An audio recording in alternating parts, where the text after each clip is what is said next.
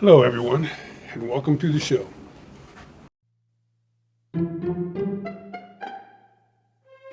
If you should awaken,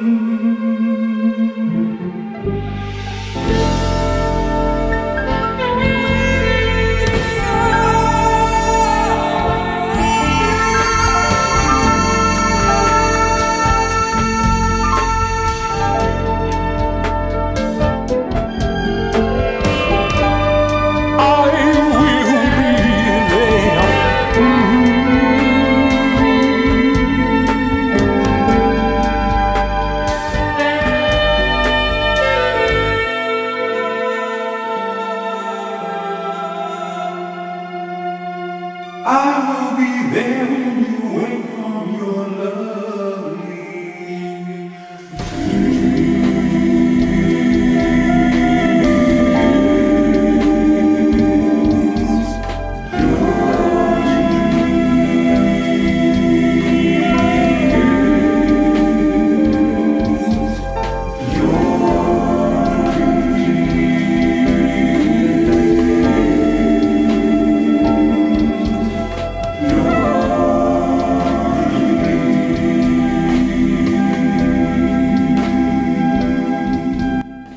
Thank you for coming. We do have another couple of exciting chapters here for you today. But first, I'd like to talk about a movie that I went to see last night. It was a remake of The Exorcist. Now, I did a little survey one time and I realized that the first Exorcist movie was indeed the most significant movie I had ever seen in my life as far as impact was concerned. To be perfectly honest, the movie scared the bejesus out of me. And I was young, I was in the 10th grade. And my sister came home from college and she decided we were going to go. Now, this was back in the days where you didn't have duplicates of copies of film so that they could be at 50 different theaters at once. They sent one film to each city. So we had to travel all the way to Westwood to see this and wait in line for 6 hours. It was actually more than that even. And so anyway, the problem with the movie back then, The Exorcist, was that we knew nothing about what an exorcist was. We didn't know what the name meant. I thought they were saying ecstasy. So we sat there without knowing anything about it before we actually began to watch it. We didn't know it was about demonic possession or anything like that. And so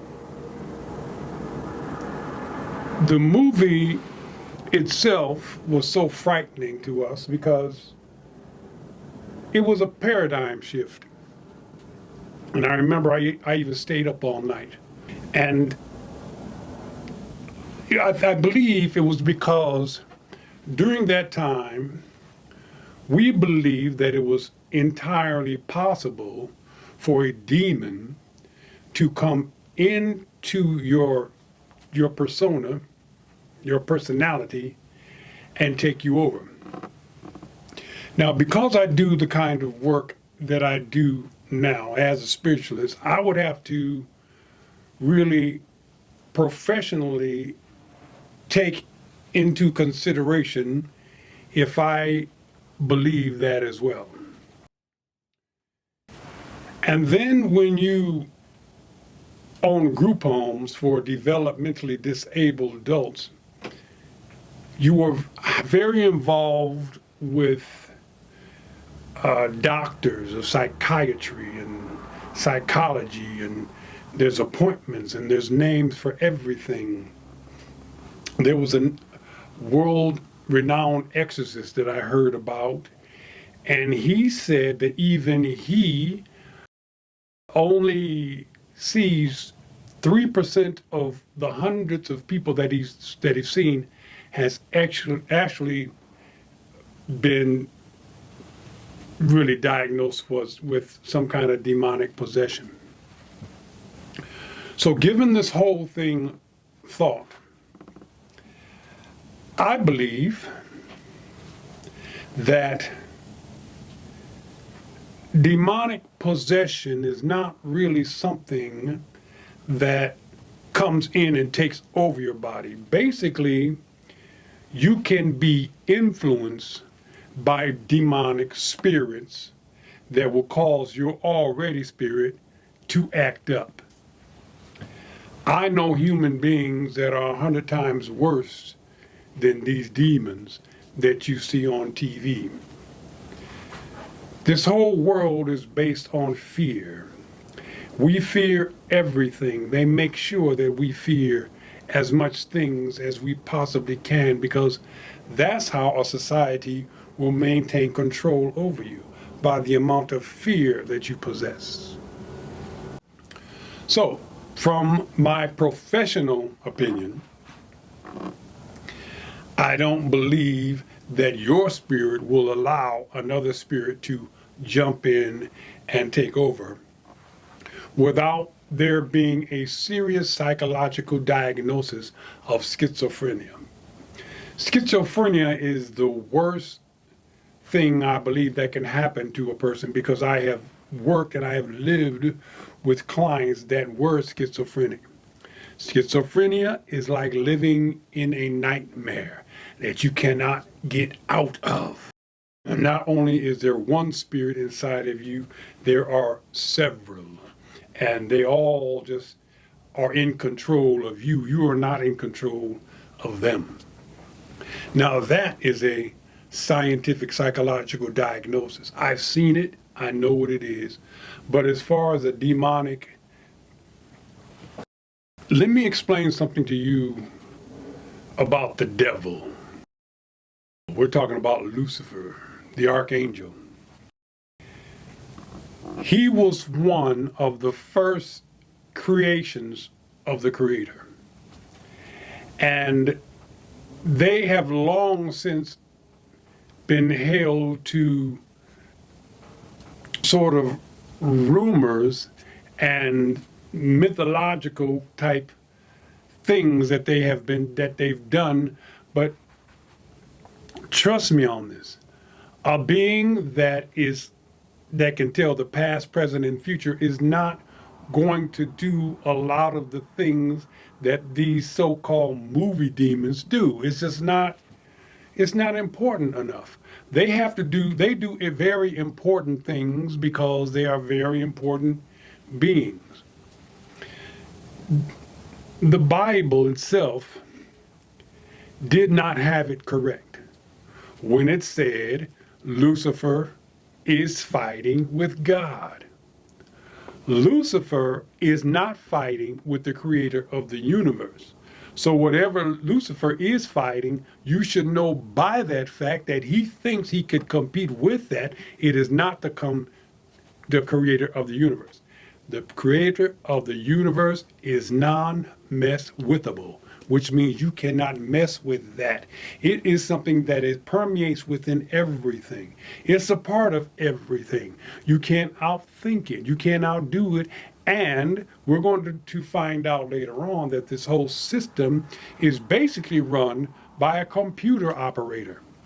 It's a computer system. We will get into that later. But what that means is that anything can be deleted. Anything can be like, okay, really? You want to act like dude? So basically, if Lucifer wanted to fight with God, it would only be because God wanted him to fight with, so they could get some exercise. It's just a silly notion. The creator of the universe encompasses everything. It is within everything. If the creator of the universe sends people or spirits to hell, then that simply means that the creator of the universe goes to hell with them. He is in everything, and so he would be in hell as well. Now, when I come back, after we introduce this chapter is chapter 41, The First Mummy. We're going to talk about this a little more because I want to explain to you how ridiculous the notion of demonic possession, the way they put it in the movies, is, and how some people can get carried away with this, because I'll tell you a true story when my family tried to do an exorcism on me. When we come back. Chapter 41. The First Mummy. The first mummification attempt was in full effect as crowds of wishers and well-wishers found a place to pray on the grounds near the palace where the procedure took place. By this time the first ladies, as it were, gave thought as much of whatever was needed to see this miraculous trial attain its fruition. Herbs and white linens were gathered from a nearby vendor that wove sheets for bedding and dressings for mud brick ventilation orifice. The sheet wrappings were soaked in a saline solution, while the braces were shaped from anything that would hold steady the limbs as they were set in place, as the strong and strange smell of cauterized flesh filled the air with its aroma. Thought assured the citizens that the operation would be easily accomplished because of the evenly slashed lines throughout the torso. After 4 hours and much magic, Thoth began the process of reanimation, which entailed electric shock as well as high heat to stimulate nerves and musculatures in the lymphatic systems.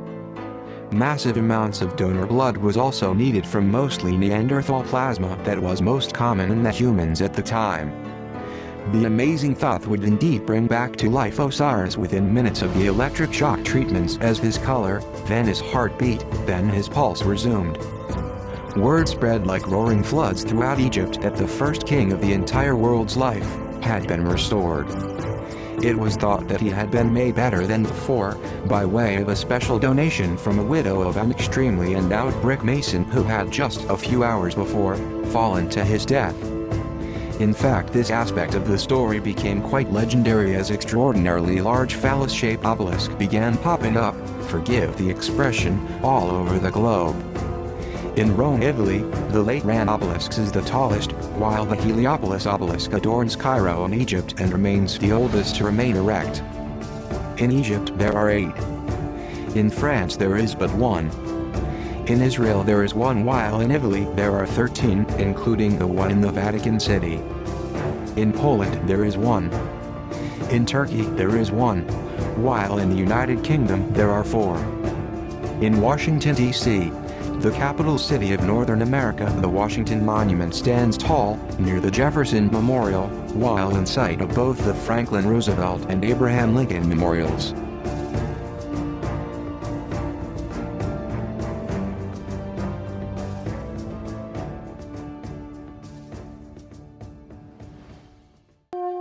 Subscribe and push the like button. Well, I hope you enjoyed that. So, like I said, they one time tried to perform an exorcism on me. This is how the story goes. My sisters are prayer warriors, which means they take this stuff serious. And so one morning, it was the birth of my second son. He is a miracle child. He was born 1 pound, 2 ounces, and 4 months premature, 23 weeks gestation. He wasn't supposed to be here, but he was. It's a miracle child, and his name is Alexander. And so it was a kind of a stressful situation, but I had all the faith in the world that he would pull through just because of his will to survive. And so finally, a year had gone by and it was time to celebrate his first birthday. So you know how important it is to have a miracle child's first birthday. We invited everybody. But I heard through the grapevine that my sisters had invited somebody very special from Sri Lanka. They said he was like the #1 exorcism type giver type person from his region. He's serious. And they started telling me about this fella and his wife that they knew. Finally, it was coming time for my son's birthday, and they gave me the very important, wonderful news that the exorcist would be coming to town during the same time as my son's birthday. And I was like, wow, that's interesting, that's cool, hey, cool. Tell him I said hello, and So finally, the birthday was on Saturday, and we planned this big party and a barbecue as well. And so I had to get up very early to start, smoking the meat. And I asked my brother-in-law if he would come up in the morning and help me. So I got the pit ready and I put the meat on, and I really needed some help. But my brother-in-law, he came and sat down and started staring at me, and I'm like, okay, you gonna help me with this or what? And he started saying things like, Kurt,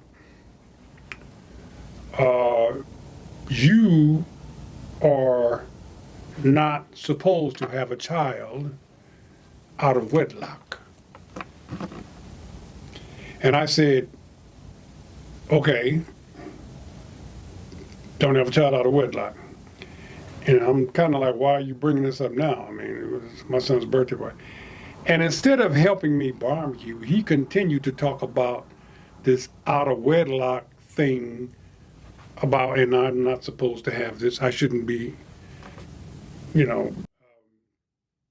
And so I'm like, okay, well, okay, that's your opinion and good, but hey, aren't we glad he's here? And he's telling me, well, that's not the point. You shouldn't have done it, and I'm like, okay, okay. Because I know people have strong opinions and beliefs about these things. So the day went on, we had our barbecue, and I found out then that the exorcist and his wife were coming to the party. That's when I got a little nervous. I was like, okay, really? Okay. So finally, the party started. They weren't there, but they arrived after the party, after we packed up everything from the park, and now it's time for us to put the food away and everything, so people were in the house. The exorcist's wife came out to meet me, and she comes out and she says, hey, are you Kurt? I'm like, yeah. And then she says, we have something very special for you. And I'm like, okay. She said, but before we give it to you, I'm starving and I'm going to go in the house and have some of your barbecue. And I looked at her like, really? Okay. So she turned in to take her hungry self in the house. That's when I went to the other pit, opened it up, grabbed the bottle of wine, ran towards the end of the property, and jumped over my 6-foot fence. I jumped over the fence. I'm running because these people are going to try to give me an exorcism. And they're not playing. They're for real.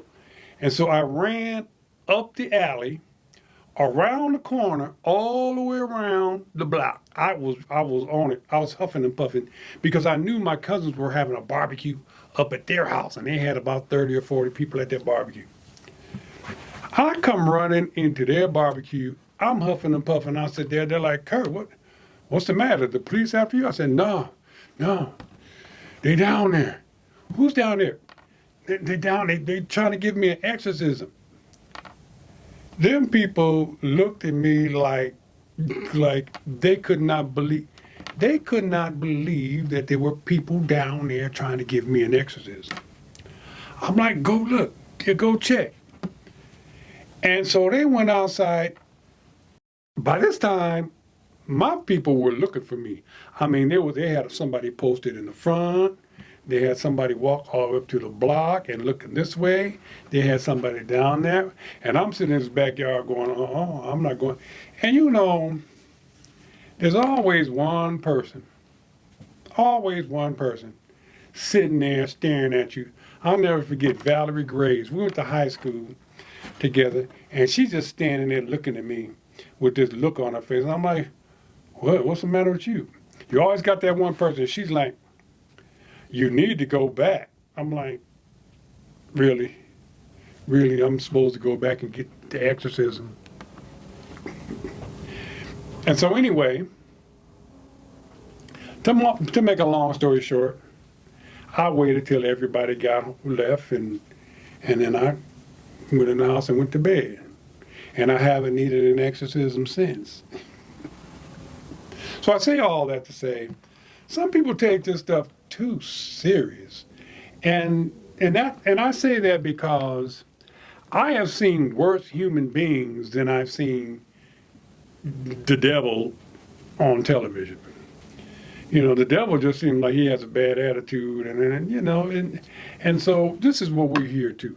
We are here to raise our level of spirituality so we don't have to worry about demonic possession. Now, I will say one thing about the movie. There wasn't as many black people there. It was almost as if it wasn't as interesting as it was 40 years ago, which I think is a good thing, because I think society, although society has more challenges now, I think society is more mature and less skeptical of ghost stories, because the thing about these ghost stories and religion will use these stories to frighten your children into some form of subservience. That's what religion does. It frightens you into believing that you're going to hell. And I'm going to keep saying, if you're going to hell, God is going to, because he is everywhere. So anyway, let's talk about the next chapter, the Nubian Queen, chapter 42. And I hope you enjoy it, and I'll see you when you come back. Chapter 42, the Nubian Queen. Set went into hiding in the land below the land where Marduk was ruler. It was called Nubia or Ethiopia. In this land were found the largest deposits of the element gold in the world. So much gold was found there that the Anunnaki were about to begin rounding up the mining operations. Their need for gold was not for wealth but for the restoration of their planet's atmosphere only. Because the planet Nibiru was now so far away, any gold that would be mined now would have to wait thousands of years before being shipped back. Osiris was well on the mend now and still cohabiting with the two sisters Isis and Nephthys. His reputation had grown in status because of the immortality factor that had become legend all over the world. Even in Atlantis the name Osiris was revered mostly because of the magnificent work bestowed upon him by Atlantis' first child Hermes, whom the Greek had now given the name Thoth. Set began contemplating his next ambitious act after becoming more familiar with being royalty. Sooner or later the Nubian queen must travel spreading goodwill throughout the continent, and Egypt was high on the agenda of the people of Nubia. The Nubians had heard of the magnificent buildings called pyramids, and wanted to see and learn more about their origin. They were told that they were otherworldly, and of course they were right. It was an enchanting morning when a reception was planned to take place in the royal palace. Osiris, who was the first king of Egypt, was given the throne because of his relationship to the sun god Ra, formerly the Anunnaki and little son of Anu, brother of Anki, father of Marduk and ruler of Upper Egypt. The plan was to enter into Egypt in an extremely large entourage of about 72 inconspicuous accomplices. This entourage was no ordinary group. but rather a group of the greatest Nubian warriors in all the land that had been trained by Set to accomplish the most elaborate kidnapping of a king in the history of mankind. The Nubian craftsmen toiled hard to create the one-of-a-kind reusable family chest, to be used in a manufactured Nubian burial ritual that would consist of carrying the remains of royalty on a tour of the realm before the final coffin and sarcophagus was used. This particular chest was measured exactly to fit perfectly the torso of Osiris, and few others. The plan was to introduce the chest at the banquet, and allow members of the royal family to see which one of them would be the perfect fit. The fitted would then be given the chest as a gift from the Queen of Nubia.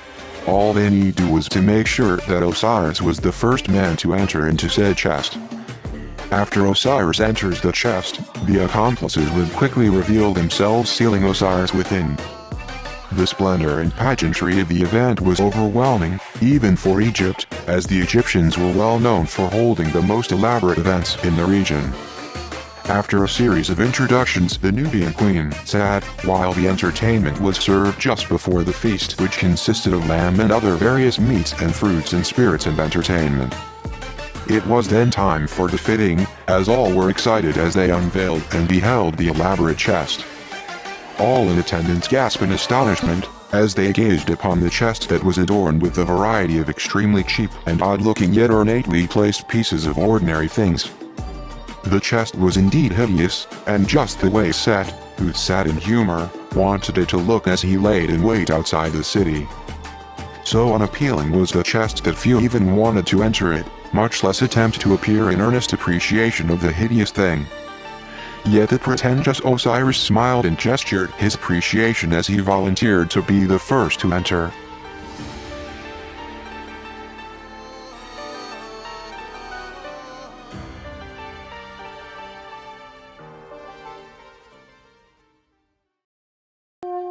Subscribe and push the like button.